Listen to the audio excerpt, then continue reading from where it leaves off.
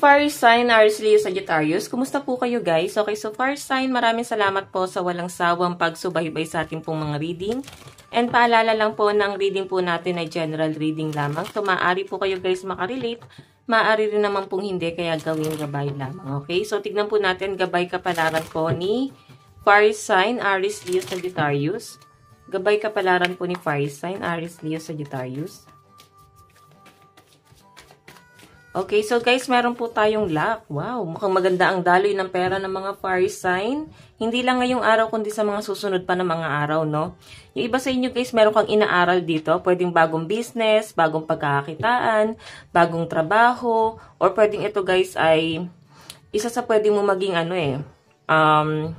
diskarte. Okay? Maaring madiskarte ka naman. Yung iba lang sa inyo guys, medyo nag-hesitate ka pa rito, no? Maganda yung nakita ko dito. Kumbaga para ka na rin nanalo sa loto, no?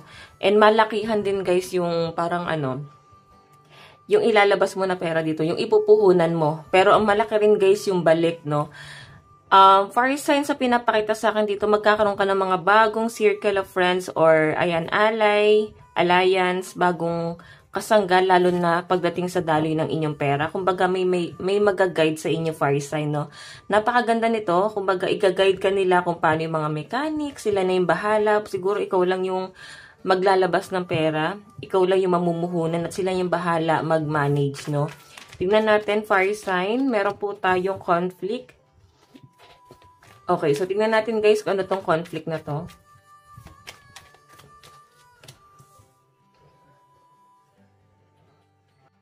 Okay, so fire sign, yung nakikita kong conflict dito, maaari kasi guys na para bang hindi mo naman to porte talaga. Okay, siguro may nagbigay lang talaga sa inyo ng idea, fire sign.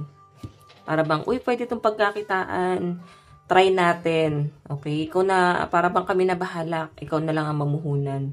So, ganon. Nakikita ko lang dito, fire sign, na aralin mo pa siya. Or natatakot ka kasing gumawa ng, hakbang, lalo na kung malakihan to, or pwedeng hirap ka pa talaga magtiwala. Ayan, nandun ka sa point na nagkakaroon ka ng hesitation. Sabihin natin, yes, malapit sa inyo, pwedeng ka mag-anak, or person mo yan.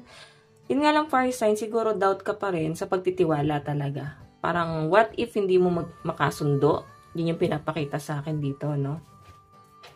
So, nandun yung doubt mo. Ang laki number mo is 32, 30, and 69. Okay, additional message po ni fire sign. Aries, Leo, Sag. Meron po tayong clock. Ayan yung iba sa inyo guys. Yes, huwag ka magmadali. No? Kailangan mo talaga ng time para pag-isipan to. Okay, mahaba pa ang oras niyo. Or baka kailangan mo pa ng time para makaipon ng sapat na pera. Para dito sa sisimulan nyo. Actually, yung mga fire sign, napakaganda ng naiisip nyo guys. Kasi para bang mas nagiging matured ka. Kumbaga, mas focus mo is yung pera. Okay, lalo na sa mga business-minded dito. Meron po tayong abundance. Ayan, napakaganda, fire sign. Ang ganda na magiging daloy ng pera nyo, no? Separation. Siguro, guys, merong nagpapabigat lang talaga sa inyo, sa buhay nyo, na parang piling mo hihilahin ka pababa. So, fire sign siguro, kung sa tingin mo na mabigat siya sa buhay, pakawalan nyo na or bitawan nyo na, guys. Kasi para piling nyo, hindi naman makakatulong yung taong yan. Or wala man lang siya, guys, na ibibigay sa inyo na kahit anong guidance, or parang ikaw lang lagi ang nag-iisip, no? Nagpaplano. Yun yung pinapakita sa akin, fire sign. So, titignan pa natin, fire sign, pagdating naman sa yung love life. Okay. O yung iba sa inyo guys, baka naman single kayo, no? Kaya may separation dyan. Siguro, nung naging single ka, doon ka mas nag-grow, doon naging maganda yung daloy ng pera mo. Yung iba sa inyo guys, nung nakipaghiwalay ka sa person mo, gumanda yung daloy ng pera mo. Kasi naramdaman mo parang malas pala siya, no? Kasi nung magkasama kayo guys, hindi talaga kayo umaangat. Okay, ngayon guys, na naghiwalay na kayo, ang ganda ng mga pumapasok na pera sa inyo. Kaya yung iba sa inyo guys, focus nyo talaga is kaperahan. Okay, tignan pa natin fire sign. Napakaganda nito. So, I think, ayan, second quarter hanggang third quarter, maganda na ang daloy ng pera sa mga fire sign. Pero yes, nandun pa rin yung ups and down. Dapat marunong pa rin kayo guys mag-control. And yes, wag rin kayo guys makakampante. Kailangan nyo lang guys is alagaan, ma-maintain, okay? Tingnan natin guys pagdating sa love life mo.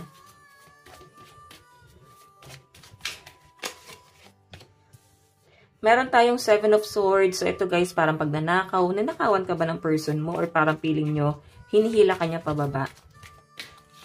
Meron tayong 3 of Swords. Siguro guys, may na-involve sa third party. Or sinaktan ka ng person mo. Strength. Nakikita ko nagkakaayos rin naman kayo guys eh. Kahit na toxic na tong relasyon na to. Ayan no, kahit na na-involve sa third party guys, naayos pa rin siya guys. So, tanongin mo yung sarili mo, bakit ka nag-i-stay? Bakit nakapokus ka pa rin doon guys? Kung wala namang third party guys, pwedeng nakikita mo na paulit-ulit na nagkakaroon siya ng iba't ibang karelasyon. So, fire sign, bakit ka pa nag-i-stay? Four of Pentacles, meron kang ina-expect kasi dito. Pero yung ina-expect mo guys, mabagal siya. Ayan o, Four of Pentacles, mabagal to. Ano yung ina-expect mo dito sa relationship na to? Ayan.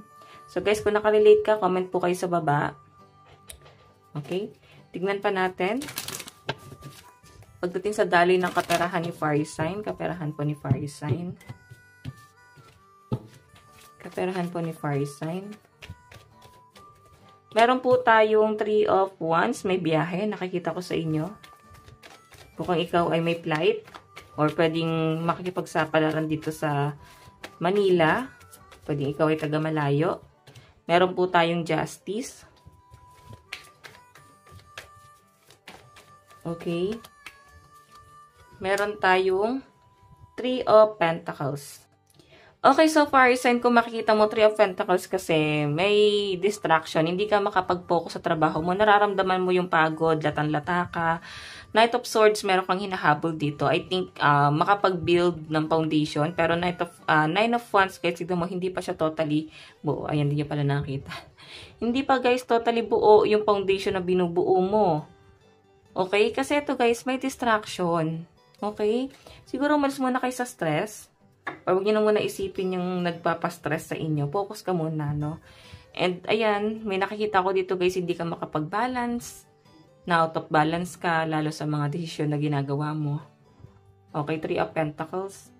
Ito, guys, kasi collaboration. Pwedeng, may nagpupukaw ng attention mo. Pwedeng ito ay temptation. Okay? So, tignan pa natin. Maaring, ayaw nyo na, guys, gano'ng mag-focus sa trabaho mo kasi meron ka nang bagong idea dito.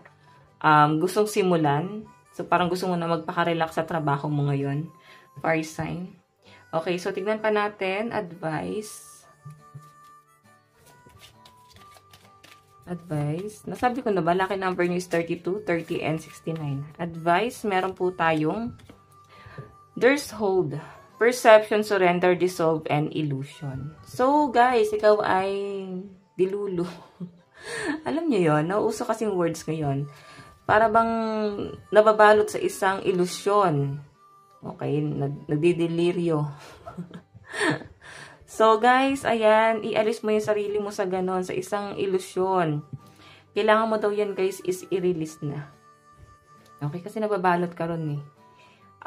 Akala mo totoo, akala mo tama, pero mali pala to para sa inyo guys. Hindi makakatulong. So fire sign, ayan, ito lang naman po ang inyong reading hanggang sa muli. God bless and love you all. Bye-bye.